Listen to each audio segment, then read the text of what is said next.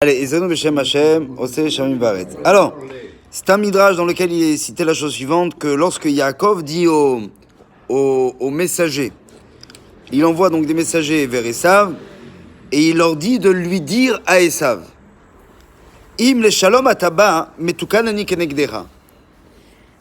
Et apparemment, d'après le midrash, Esav leur dit de dire ça, si tu viens pour la paix, metukan ani kenegdecha, alors moi je me prépare pour, il n'y a pas de souci. Je suis ouvert. Ve'im la milchama taba. Alors que si tu viens pour la guerre, areni metukan kenegdecha. Là aussi, je suis préparé aussi. Donc ça change un petit peu d'ailleurs la lecture classique qu'on a de la paracha. V'yesh li giborim balezroa shitpalelu lifnei hamakom ve'hu ya'aseh retzonam. Et il dit, Yaakov, il dit, parce que moi j'ai des soldats. Et ces soldats, ils savent prier. Qu'est-ce qu'ils savent bien prier. Et Akadosh Baruch Hu, il écoute leurs prières. Comme ça, il dit Yaakov, c'est extraordinaire. Et il dit, chez Nehemar, parce qu'il y a marqué Retzon Yereav Ya'aseh. Parce que Akadosh Baruch Hu, il accomplit la volonté de celui qui le craigne. Im lavan garti afalpi shaiti dar im lavan arasha ki amti kol haTorah kula. Garti Begimatria Tariag Mitzvot. Et c'est connu d'ailleurs, c'est Rashi qui le dit. Im Lavan Garti, c'est-à-dire quoi quand il dit j'ai habité avec Lavan, Garti, ce sont les mêmes lettres que Tariag Mitzvot. C'est-à-dire même et malgré que j'ai travaillé chez Lavan pendant 20 ans, et bien malgré tout, Tariag Mitzvot Shamarti. Autrement dit, Yaakov il dit, si toi tu te bats avec ta force, moi je me bats avec celui qui l'a créé, avec Dieu. Moi j'ai Dieu avec moi. Comme ça il veut le dire. Le Admour de la Chassidoute de Belz, qui s'appelait le Admour Rabbi Aaron de Belz, il disait que ce pasouk-là, il y a une allusion dedans de la Tochacha de Yaakov Avinu sur lui-même. Gartim lavan arami velo lamadti mimenu vaiti tsarich lilmod mimenu. En fait, Yaakov, il se fait une remontrance tout seul. Quand il dit j'ai habité avec Lavan, ouais. Vélo la mat vaiti tsarir, j'aurais dû en fait apprendre de mon beau-père quelque chose. Quoi?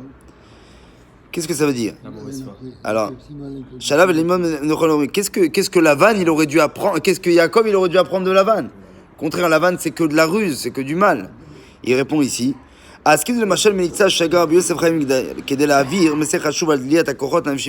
dit, on peut comprendre ce qu'il va dire juste à travers le machal du Ben Ishraï.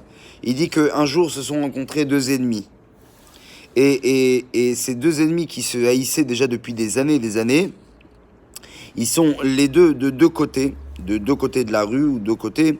Haïtzer Atov, Haïtzer Rapana, Haïtzer Ara, et Haïtzer Atov. Ve'amar lo ka'et yesh ba'olam avira shel piyut v'shalom. Mada tra latril ta'alir shel shalom benenu.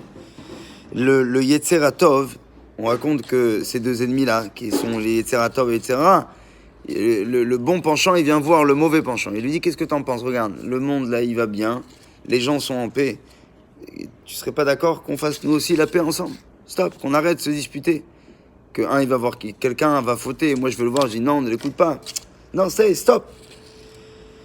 Alors, le Yetzera, qu'est-ce qu'il a dit? Il lui a dit...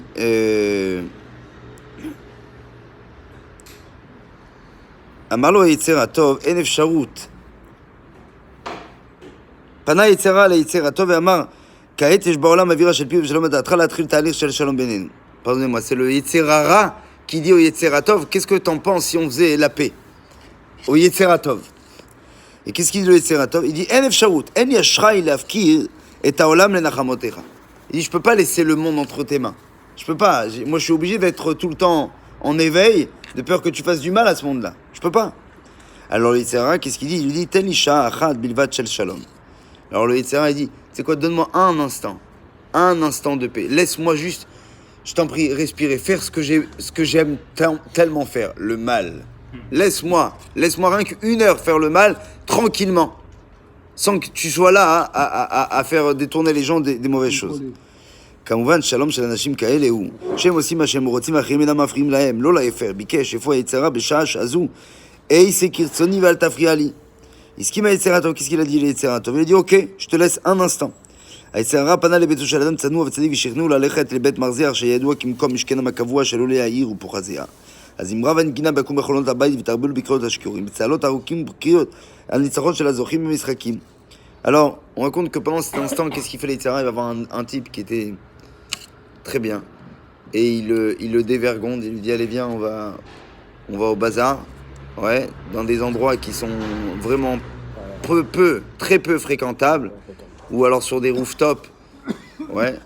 Où on fait passer soi-disant parce qu'il y a beaucoup de juifs et de la musique juive, donc automatiquement ça devient un endroit cachère et même avec lequel il y a un engouement, il faut aller là-bas, qui mate presque, ça devient encore mieux que la synagogue. Et ça devient juste une histoire de finalement, il n'y a pas d'assimilation, donc il faut aller là-bas, c'est des bêtises, mais bon, donc c'est une manière finalement de détourner l'état d'esprit et de faire les pires des rencontres là-bas malheureusement. Et donc, quand une personne elle va là-bas, elle entend la musique, elle commence à chanter, à danser, et le Yetzirah est totalement a pris l'emprise de cette personne. Et alors, qu'est-ce qui se passe? פנה אל המקום, ישב התבונן לאחר שחזר לביתו, יצא רע, עקב אחריו בסקרנות מרובה, הוא ציפה לראות מה יעשה האיש, תראו גילה שהוא מתיישב בביתו על כיסא ומערער בפרי. La fin de la soirée, c'est quoi? C'est que ce gars-là, il reprend les jambes à son cou et il revient chez lui à la maison. Il commence à s'asseoir et à pleurer. Et Sarah, il comprend pas. Il dit, qu'est-ce qui se passe? On avait commencé une bonne soirée, pourtant. La soirée était prévue pour finir en apothéose. Je fais pas de dessin, d'accord? Pourquoi tu rigoles?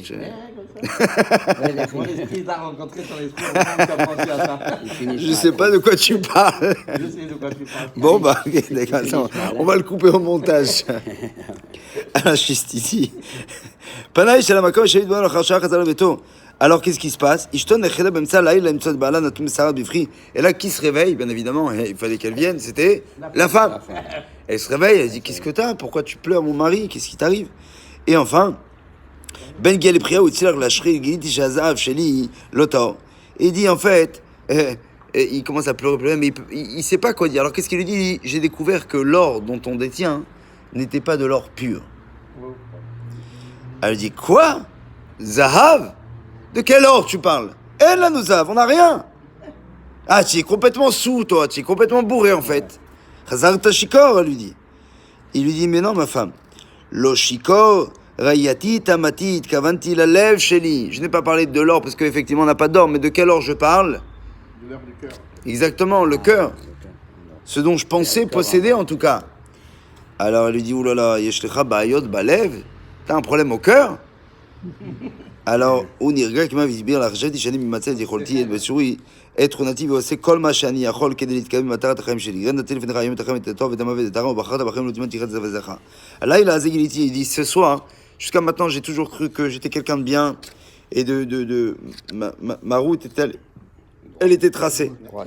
Quand je il m'a proposé eh bien de choisir le bien ou le mal, je choisissais le bien, il m'a proposé de choisir la vie ou la mort, je choisis la vie. Et ce soir, qu'est-ce qui s'est passé? Eh ben j'ai été déçu de moi-même. Là, en fait, j'ai compris que au fond même de moi se trouve encore une très très grande part d'obscurité. Raiti anashim shekvar erim shaot rabot verogdim emeret. Anashim shekvar isidu arbe kesel mamshri lashke b'mischakem mazal. Anashim shekvar tzachaku kol halayl mamshrim litzrok. Il dit j'ai vu des gens qui ont déjà perdu beaucoup de leur or et qui continuent encore à en perdre. J'ai vu des gens qui ont déjà perdu beaucoup au jeu et qui continuent encore à jouer. Il dit voilà. Alors, j'ai compris que dans le nefesh, dans l'âme de l'homme, qu'est-ce qui se passe? Il y a une puissance, une force. Donc cette nuit, j'ai à la fois pleuré et j'ai à la fois quelque part rigolé. Ani boché, pourquoi je pleure? Il dit parce que l'onitzalti otam, parce que malheureusement je n'ai pas eu la force de les sauver. Ve'ani sameach, et je suis joyeux. Chez Giliti otam be'emtsaout itbonut ba'anashim ha'eleh shebemalach ishtatutam be'revlei chaim. Quand j'ai vu ces gens-là, et la sorte de folie dans laquelle ils étaient, le vide dans lequel ils étaient en train de s'amuser, j'ai compris une chose. C'est quoi? Eh bien, j'ai compris que Giliti otam be'emtsaout itbonut ba'anashim, que j'étais bien là. Au-dessus de ce sentiment. Et ça m'a pris conscience des véritables valeurs dans cette vie. C'est pour ça qu'Yaakov Avinu il dit Im Lavan Garti. J'ai habité avec Lavan, c'est-à-dire quoi? J'aurais pu apprendre encore plus. Il dit en fait, de Lavan, c'est-à-dire de la puissance du mal, la puissance de sa ruse, j'aurais dû apprendre encore plus sur quoi? Sur les korot nefesh, sur la puissance qu'un homme détient. C'est-à-dire que si un homme détient autant pour faire du mal, il doit forcément tenir au moins autant pour faire le bien. Ce qu'il disait, je crois, le Rabbi Lubavitch. Le Rabbi Lubavitch dit si certains ont tellement cherché avec haine, eh bien cherché le dernier juif pour pouvoir le détruire, eh bien quant à nous, on cherchera le dernier juif pour pouvoir justement le remonter. Quelque part, on apprend des korotes terribles pour avoir ce qu'on appelle des moments. Donc c'est pour ça que le Yetzer Hara, il dit au Yetzer Hara Tov, laisse-moi un moment. Et le Yetzer Hara Tov, qu'est-ce qu'il lui dit? Il lui dit, vas-y. Parce qu'en allant de cette façon-là, on va découvrir quelque part le pire. C'est pour ça que parfois, quand l'homme tombe, en tombant quelque part, il découvre un monde. Il découvre un monde que lui-même ne soupçonnait pas. Et il découvre aussi des forces cachées qu'il ne pensait même pas détenir. Et c'est en découvrant cette chose-là, on va dire des sortes de si, comme on dit en français, une sorte de max, de points qu'il n'aurait jamais pu découvrir dans sa vie, en pensant qu'effectivement, s'il aurait resté dans son petit bénébrac fermé, jamais il aurait pu voir jusqu'où le mal peut aller. Et en regardant que finalement, les limites peuvent être totalement dépassées, il peut comprendre aussi que pour le bien, il y a au moins autant à faire que ce que le mal peut dire. Remarquez d'ailleurs que les gens très, sont toujours très de l'autre côté. D'accord? C'est-à-dire que les extrêmes, et quand le Rambam il dit qu'il faut prendre le chemin du milieu, exactement, parce qu'il dit, le Rambam il dit, parce que quand il y a quelqu'un qui est dans l'extrême d'un côté, alors cet extrême-là, il se traduit quelque part d'autre avec un extrême aussi.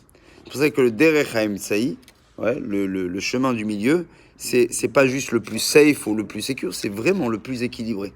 Savoir quelque part, eh bien, viser convenablement les midot, c'est savoir les mettre au milieu de chaque événement de sa vie pour ne jamais en arriver finalement à des excès ou à des extrêmes, que ce soit pour le mal, mais aussi même pour le bien. Chazak Baruch. Kaddish.